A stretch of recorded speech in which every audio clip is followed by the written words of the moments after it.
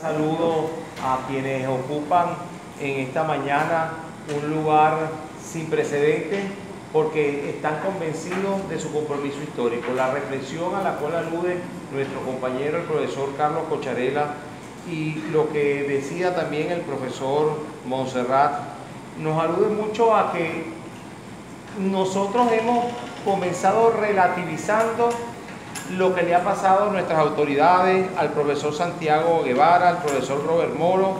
Hoy somos otros los llamados e imputados en una grabación anoche por el inquilino del antiguo Viaterio, hoy Capitolio, que lo que busca es crear el miedo y la relativización de las cosas.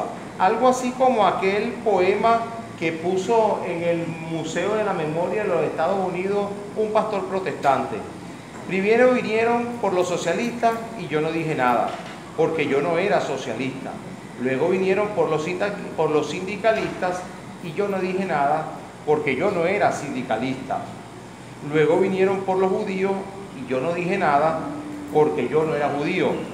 Luego vinieron por mí y no quedó nadie para hablar por mí. Este discurso que ha tenido distintas connotaciones y distintos arreglos desde los años 40 en que pronunció este pastor ese discurso que se convirtió en prácticamente un epitafio. Ese discurso se está viendo en la realidad venezolana. Tenemos miedo, pero es el tiempo de contagiarnos de esta juventud. Y les habla alguien que tiene más de 30 años en la universidad, que ha sido opositor del gobierno y opositor de la oposición. Alguien que trabaja todos los días con las uñas, porque la gerencia universitaria significa pararse y no conseguir luz porque se robaron los cables, que no es culpa de nosotros. Que alguien que llega a su comunidad y no tiene agua porque los tableros se los robaron o porque están propiciando las invasiones del barrio al pozo que ahora nos surte y no es culpa de nosotros. Alguien que tiene que llevarle zapatos viejos de su hijo a una muchacha que atracaron, que venía a la universidad a la altura del túnel de la Cabrera porque no tenía zapatos, porque la universidad es reflejo del país. Alguien que quiere hablarle que aquí, hoy, son Iván y Ramón, ayer fueron Guevara, la rectora, Pablo, Jessy, un profesor contratado a nuestra facultad, que es el profesor Leonel Salas. Y nosotros podemos decir, es que a mí no me ha tocado. Tenemos que contagiarnos entonces de esa juventud, pero también tenemos que reflexionar que tenemos enemigos internos. Del externo no nos puede extrañar que con cualquier clase de epítetos nos defina y nos diga malandro y nos diga cualquier cantidad de especies escatológicas, porque sencillamente nadie puede dar lo que no tiene. Lo que Natura no da, Salamanca no lo presta. De manera que no podemos extrañarnos de ese discurso del enemigo externo. A mí me preocupa son los enemigos internos. Los enemigos internos a los cuales estos muchachos le han dado una gran lección histórica de unidad.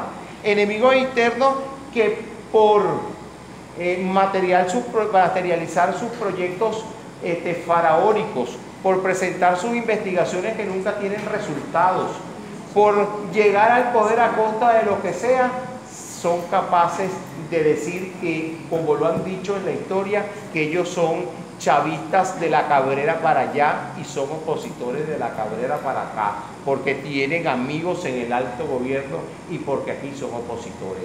Esa es la reflexión que yo tengo que dar.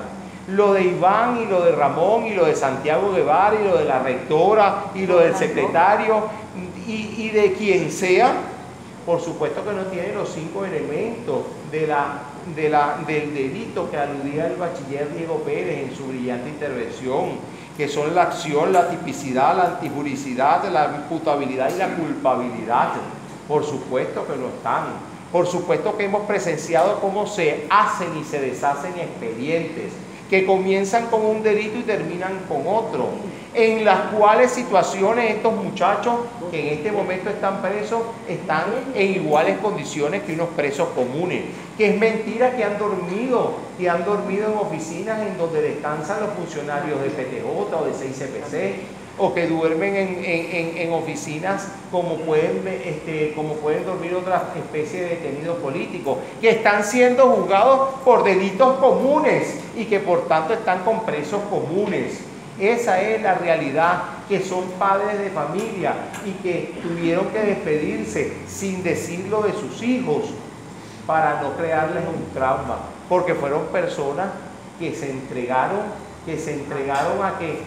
a evitar que los persiguieran o los mataran, porque esa es la realidad. La realidad es que estamos viviendo una universidad que es muy fácil perder una elección cuando se allanó hace un año, el 5 de abril del 2018, a la Facultad de Ingeniería y quedaron 38 heridos declarados. ¿Cómo va a pedir un voto una persona en una facultad donde hubo 38 heridos?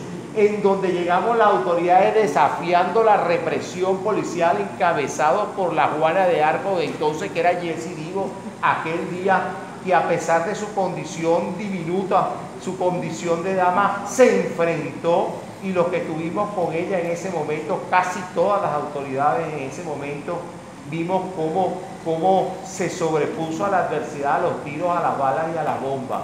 ¿Dónde queda ese recuerdo y cómo, con qué moral se pide voto para después de un año para una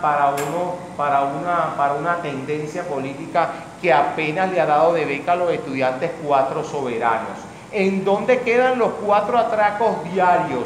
¿En dónde pesa esa responsabilidad de mínimo 4 atracos diarios a aulas, laboratorios, a caminerías, a calles? ¿En dónde pesa si nuestros cuerpos de seguridad interna de hace 15 años lo despojaron de las balas y no hay patrullaje policial?